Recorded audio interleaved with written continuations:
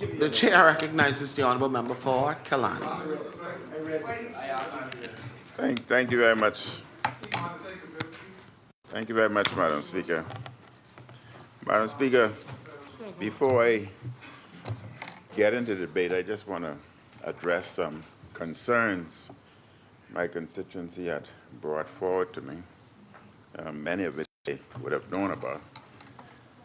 The island of New Providence especially, not some other family islands, was devastated by rain, and subsequently resulted in a lot of flooding throughout various communities. It's important that we know that the western part of New Providence, Killarney constituency, comprise of a lot of wetlands, lakes, and ponds. It also comprises of a lot of cavities, and therefore individuals are always advised to be careful when they're buying land within the western part of the island because of these large cavities. Madam Speaker, the flood had brought forth some challenges. Before I talk about how Killarney was assisted, I want to personally thank, on behalf of my constituency, the member for South and Central Eleuthera, the minister responsible for works, who was very cooperative in assisting the community of Killarney, but I'm certain the entire Bahamas. And I thought works did an excellent job.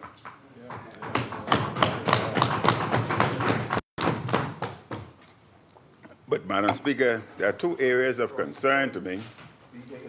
The airport road was flooded, and as we come out of Tropical Garden heading towards the Lyford Key area, the airport road immediately adjacent to the airport was somewhat smooth, but yet flooded. Then, as we did our check to report as to the progress, the airport road was no longer smooth, but somewhat lumps detected, irregularity. We know that the Bahamas has a lot of cavities. We know that the Bahamas has a lot of limestone. If the land was flooded, Madam Speaker, the fear is that the limestone below the airport road may have undergone some degree of degradation, and so would the soil as a result of the flooding. And therefore, I'm asking the Ministry of Works if they can examine that road thoroughly before a cavity appear and cause some serious injury to individuals or vehicle. A cavity had already appeared just west of this, and that was dealt with appropriately by the Ministry of Works. But the other concern, Madam Speaker, is the curve between Sun Fun and Sapodilla. That area was severely flooded, and those who are not familiar with the area, just on the southern part of that road, there's a ditch that was created for water runoff. And two tourist vehicles were trapped just recently, and that can be very dangerous. And the road is, that area is still wet. And therefore, I would ask the Ministry of Works whether they can put up some sign warning that this area is soft and can be somewhat dangerous, just to protect our people. But again, I speak again about the wetlands, not filling in our wetlands. And I know it's burdensome on government, but if individuals own wetlands, either in the interest of the nation, government can purchase the wetland to protect the future of the nation, or they can make a swap. We have a lot of crown land. Give them proper land elsewhere of their choice, so as to save the wetlands and subsequently save our future. Madam Speaker, potholes. There are complaints again about potholes. But I want those in the Kalani constituency, and the Ministry of Works will deal with this appropriately, to understand that the potholes still have water within the cavities of those holes. We cannot repair the holes as long as water is there. We have to wait for proper repair for the water on the holes to dry. And I'm certain that after those cavities or those potholes are dried, we will continue to press the Ministry of Works to repair them. So I ask the residents of Kalani to kindly be patient. We cannot move on any repair work until the area is completely dried. And then, Madam Speaker, during the last hurricane, Hurricane Dorian, we learned a lesson. Many homes were destroyed or damaged.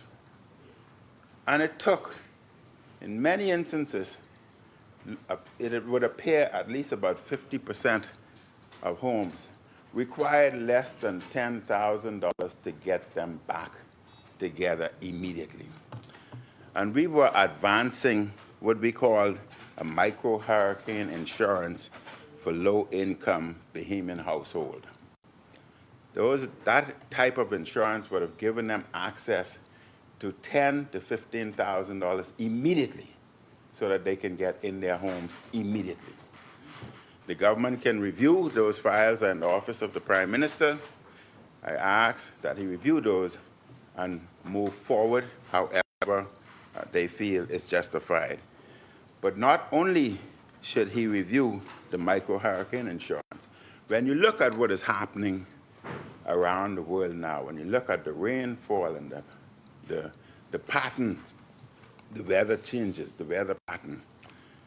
Madam Speaker, I'm sorry to say, but what we experienced last week was nothing more basically a piss on the surface of New Providence or the Bahamas.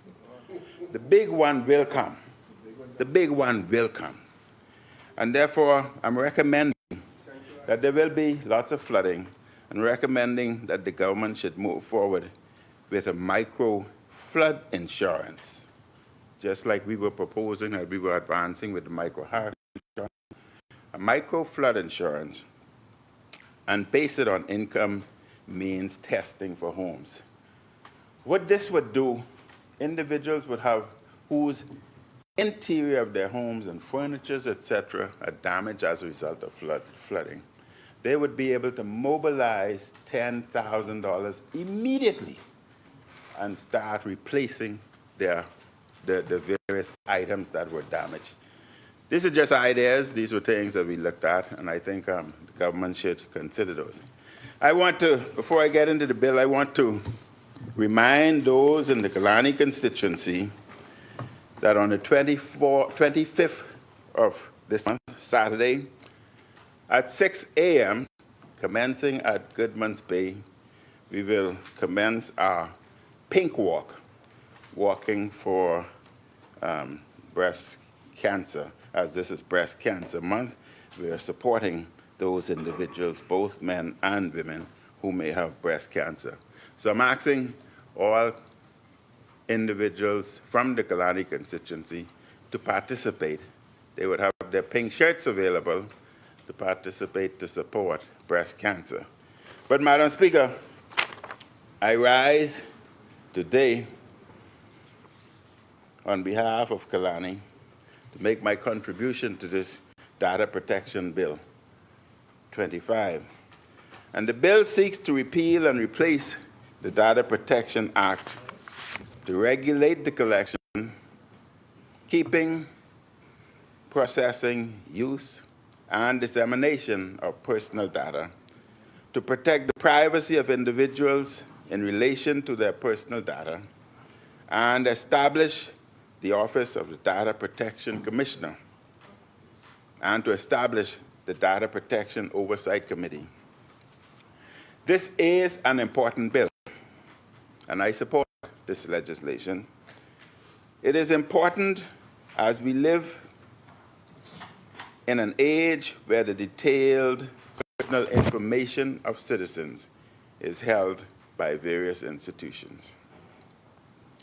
This includes sensitive information that, if given to the wrong people, could cause significant harm, hardship, and reputational damage to individuals. It is critical that that data is held properly and responsibly. We must not live in a country in which there is the unauthorized sale and transfer of people's personal data with no accountability or recourse. Bad actors with this information could cause unspeakable harm. Every year, more matters are being transferred into the digital domain. More and more personal information is required of individuals to put online in order to do business or other tasks of everyday life. This is the way of the modern world. For all the benefits the efficiencies of the digital world provide, there is the danger that your information could fall into the wrong hands.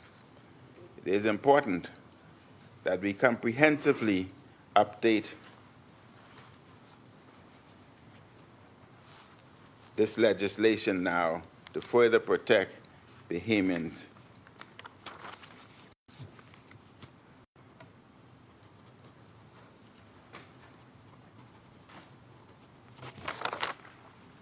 Our old act is more than 2 decades old. Technology has expanded significantly during that time.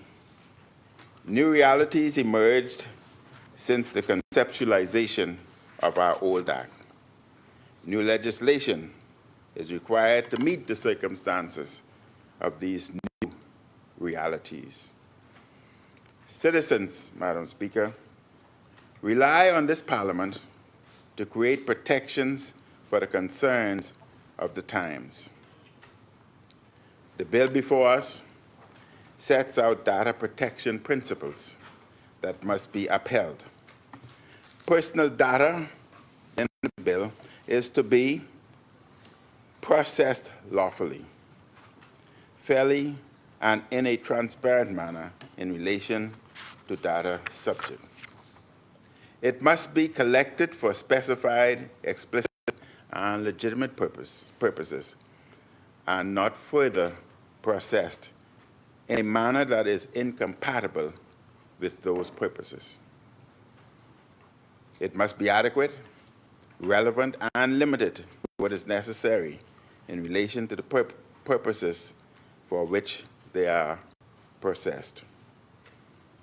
It must be accurate and complete to the extent necessary for the purposes for which they are processed. And it must be kept in a form which permits identification of data subjects for no longer than is necessary for the purposes for which the personal data is processed. And finally, Madam Speaker, processed in a manner that ensures appropriate security of the personal data, including protection against unauthorized or unlawful processing and against accidental loss, destruction, or damage, using appropriate technical or organizational matters.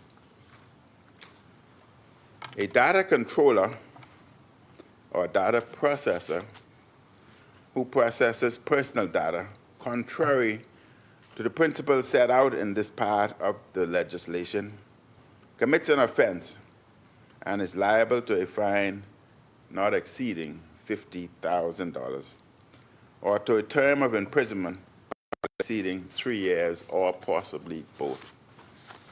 It is important, Madam Speaker, that there are penalties to discourage misuse of the process and to punish those who break our law. And we must be willing to prosecute in cases where there is clear intent to break the law and to take advantage of individuals. Overseeing this bill will be the Office of Data Protection Commissioner. The Commissioner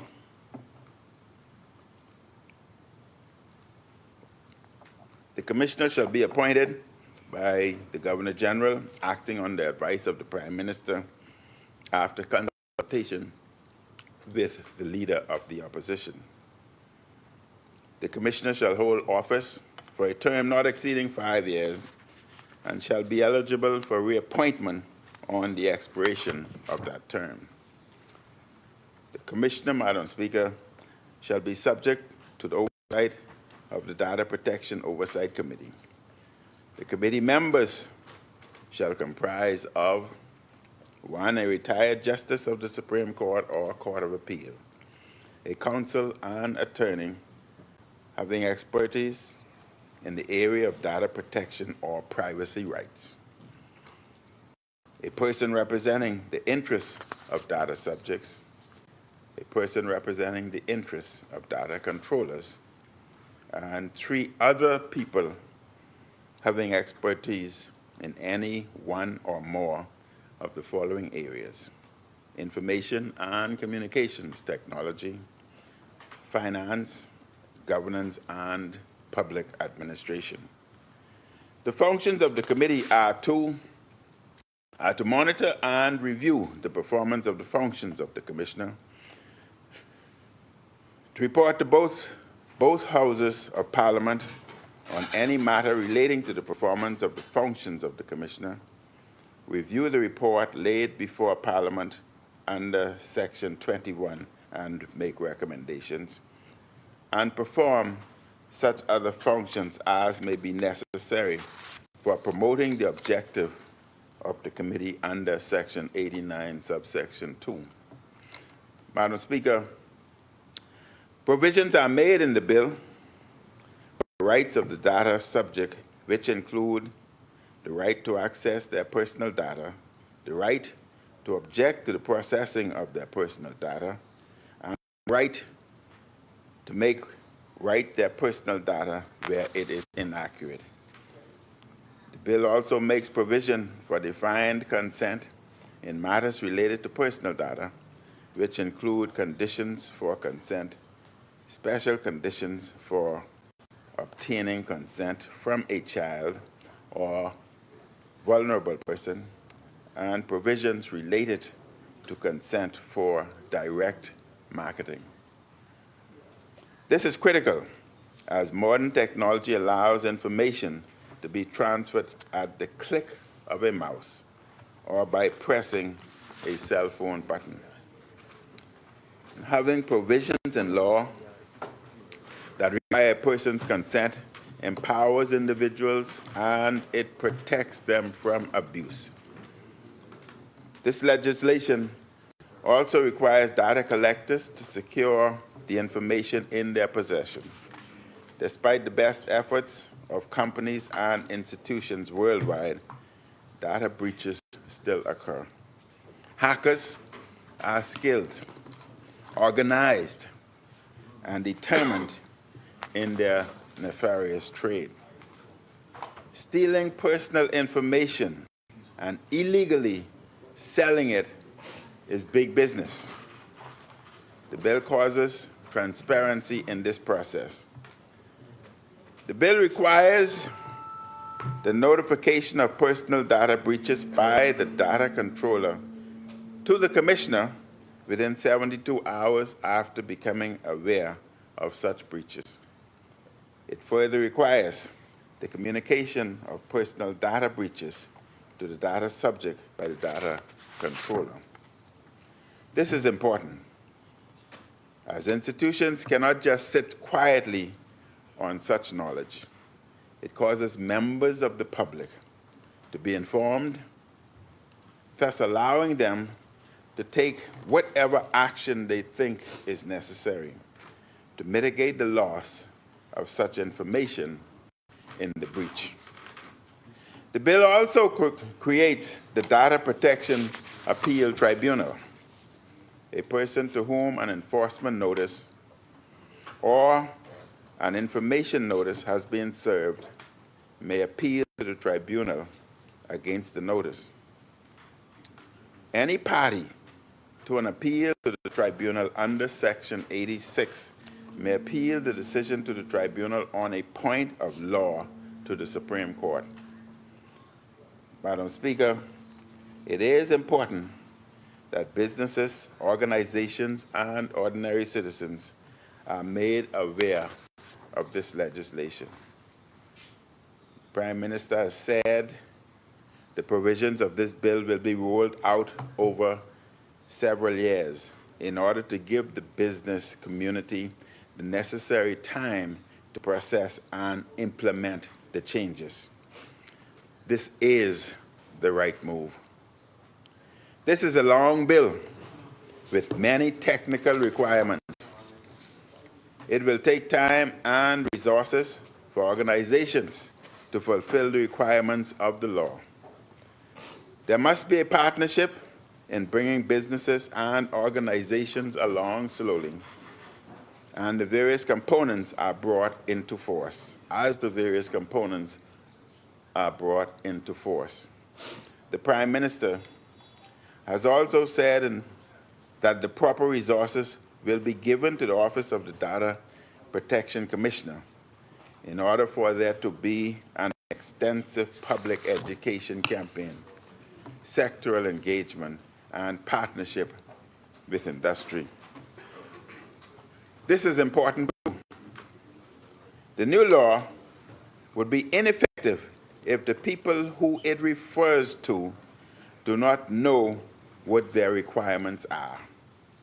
And the citizens who it is about must also know what their protections exist and what rights they have under the law. The public education campaign may need to be a long one in order to lay out all the issues covered under this bill. Madam Speaker, before I take my seat, let me refer back to the member from Nassau Village. The member in his contribution gave the impression that during rainy seasons, the island may be flooded, but the only area that engaged in pumping water from their residence, home, etc., was Kalani. He gave the impression that that was a government phenomenon. I'm only talking about my interpretation. He can't point it out until I finish. I interpret. The chair recognizes the honourable member for Nassau Village. Madam Speaker, I know you throw a rock in the bush and whoever get hit, holler, right? I said very clearly that there was no governmental response to the flooding of the island of New Providence. However, the member for Kalani ensured that Kalani engaged in flood pumping. Every other constituency, the majority of them, had nothing and had to pretty much endure 3 to 4 feet of water. Wait till it dries. Under the sun. Under the sun. Evaporation. That was what we endured under the former F&M administration when it came to severe flooding on this island. Wow. Specifically. My fellow Bahamians. Thank you, honourable member. Madam Speaker. No, Madam Speaker, I'm glad the member clarified that. But but I don't take it. I don't take last. I don't take last. But I want the member to understand that the process had commenced in Kalani because the water, especially in the Kiskadee Yuma area, was entering individuals' homes. Listen, was entering individuals' homes. And that's why today I'm recommending micro flood insurance, so as to deal also with Pinewood, but also with Kalani. But at that time, Madam Speaker, at that time, what we learned was that it was best to pump those individuals whose interior homes were being affected. Pumping in 2022 cost us $10,000. Just for one area, Kiskadee, $10,000. it was not cost effective moving forward. It was not cost affordable. Not affordable. Not affordable. Not affordable. But those individuals, and I want you all to listen very carefully, those individuals who build on swampland, filled-in land, the moisture permeates the floor of the building. With time, their homes develop mold, as is seen on Blake Road. You all know about the government building that's mold infested. Their homes develop mold, and then children within those homes start to have respiratory problem, but nobody understands it. Individuals have come to me, and we've analyzed it. Individuals have come to me and mentioned how every time their kids are home, they have a respiratory problem. But then when they visit outside other family members, they don't have it. And they, the adults, don't have it. But I'm saying this to say, when we fill in these swamplands, we're looking at what happens today. But we're not looking at what's going to happen to that family tomorrow in terms of the mold, the respiratory problem, and other illnesses that will be pressure on our health institution. That's all I'm saying.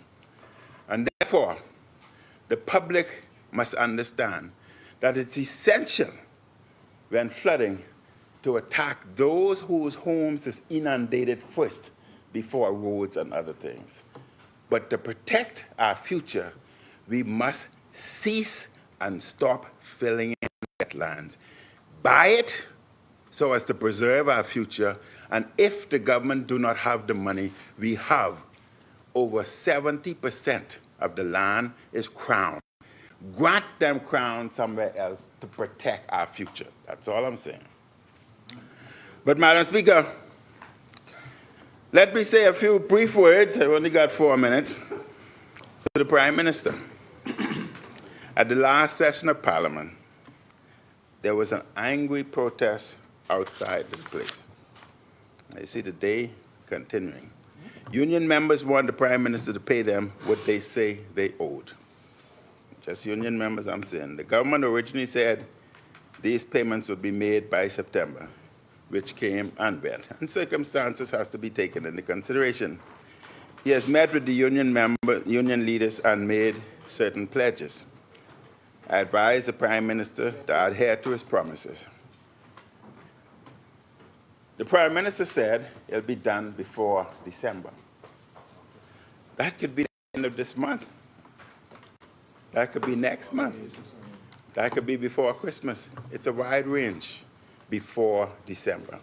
So I'm only asking that the Prime Minister adhere to that statement, before December. Madam Speaker, before Christmas. Before Christmas. That could be this month. It could be November. Before December, yeah. Bahamians are outraged over the cost of electricity, food costs, rent costs, and other bills. Madam Speaker, I don't know if BPL is still doing this, but I brought this point forth. Just 2 weeks ago. Just 2 weeks ago. I don't know if they're doing it today. 2 weeks ago, I spoke about it. Many individuals in the Killarney constituency had complained of the outrageous electricity bill. Some individuals were out of town, but yet their bill went up fourfold while they were away and electricity off. Madam Speaker, it was discovered, well, I've asked those individuals to check with BPL because they may be estimating. Take a photo shot of your meter reading and write down also the meter reading. Go to BPL and tell them, this is my meter and this is the reading. Could you kindly read it? Because I was away, it does not appear right. Madam Speaker, BPL read the bill, the meter, reading that was brought. The bill that was submitted to my constituent for over $1,000 was subsequently dropped to $350 because they were estimating. But all I'm saying is if they are still doing it, many Bahamians are being robbed. Stop it. Get your lazy self out and read the people's meter. They need that extra $600 to pay for food, school fees, etc. I can give numerous examples, but time running out. Madam Speaker,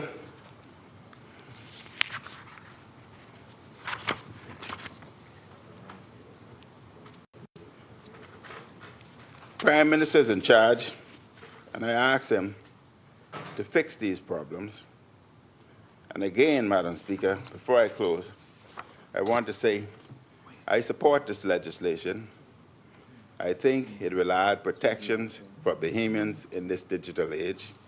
And I ask government to seriously look at the files that I would have left in the office of the Prime Minister about the creation of a micro-insurance plan for low-income victims, $10,000 or less, mobilize lots of homes they can get in quickly, and a micro-insurance plan for flood victims. Thank you, Madam Speaker. Thank you, Honourable Member.